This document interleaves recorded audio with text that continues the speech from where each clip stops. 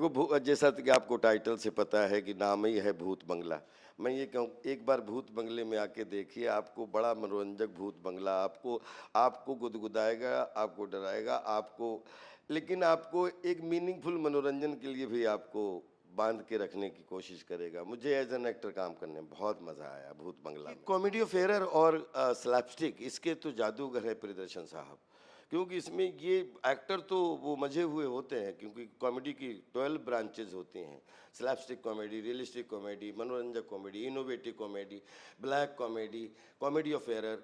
तो ये slapstick comedy और कॉमेडी ऑफ एरर का जो कॉम्बिनेशन पर्दे पे लेके आते हैं, जब जब प्रियन जी के साथ काम करने का मौका मिलता है तो बिल्कुल मैं ताज़ा हो जाता हूँ और स्टूडेंट और बन जाता हूँ कि अरे इसमें तो और भी मजा आया। चुनौती तो हर समय हो रहा, बचपन से बच्चा इतना छोटा हो तो हाँ उधर मत जाना, हुआ है या भूत आ जाएगा, या उधर मत जाना भूत आ जाएगा, या उधर मत जाना उधर रात में अंधेरे में। तो पता लगा जब से जन्म लिया है आज तक डर ही तो रहे हैं, हर जगह डर ही तो रहे हैं। या तो जब अंधेरा होता है तो रात में गाना गाते हैं, और या उजाला होता है तो नहीं तो चारों तरफ है तो नहीं। तो ये जो डर हमारे घर घर में, हर मोहल्ले में जो बच्चे को खेल खेल में जो डराया जाता है, एक्चुअली ये डर जीवन भर जाता नहीं है। और उस डर में हम लोग तो भूत बंगले के माध्यम से आपको एक मनोरंजन रूपी भूत बंगला दे रहे हैं।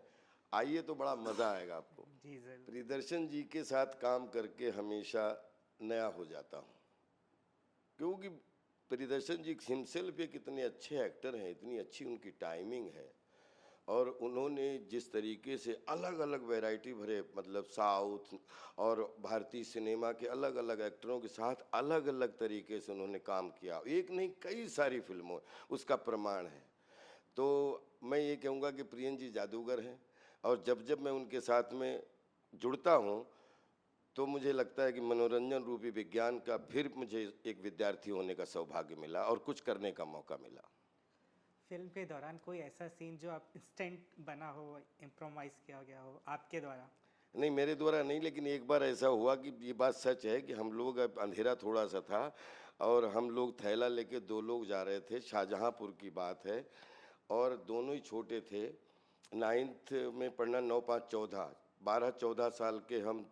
एक ब्रजेश कुमार श्रीवास्तव हैं, मैं हूँ, एक पुलिया क्रॉस कर रहे थे, अचानक बात करते, अचानक 30 फीट की एक ऐसी मूर्ति आ रही है, ऐसे ऐसे करते हुए हम लोगों को ऐसे पकड़ने को, जब हम लोग जो चिल्लाए, और सच में 2 मिनट तक तो समझ में नहीं था कि ये था क्या। दोनों ने देखा प्रॉपर और लौट गया, वहाँ कुछ भी नहीं था।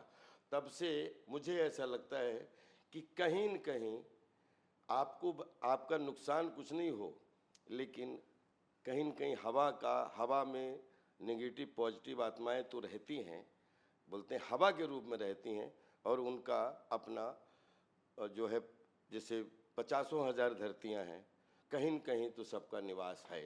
जो एक बार जन्म ले चुका है वो आत्मा तो बन चुका है।